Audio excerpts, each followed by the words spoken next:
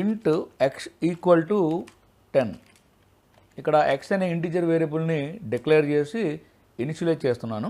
Next ఇక్కడ if x equal to 10 అని రాసి కర్లీ బ్రేసెస్ స్టార్ట్ చేసిన తర్వాత printf statements under simple if అని టైప్ చేశాను.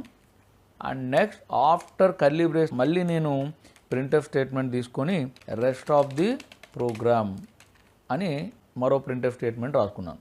ఇప్పుడు ఈ ప్రోగ్రాంలో ఇఫ్ స్టేట్మెంట్ ముందుగా x వాల్యూ 10 అవునా కాదా అనేది చెక్ చేస్తుంది.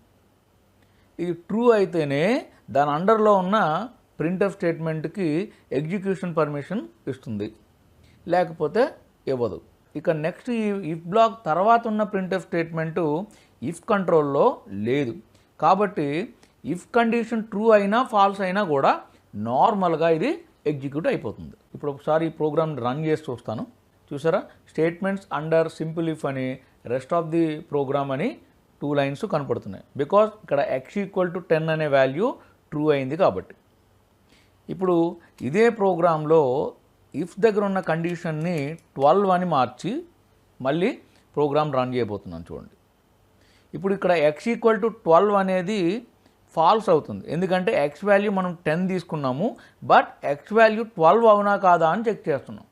కాబట్టి ఈ కండిషన్ ఏమవుతుంది, ఫాల్స్ అవుతుంది. కాబట్టి ఇఫ్ అండర్లో ఉన్న printf స్టేట్మెంట్కి ఛాన్స్ ఆఫ్ ఎగ్జిక్యూషన్ రాదు.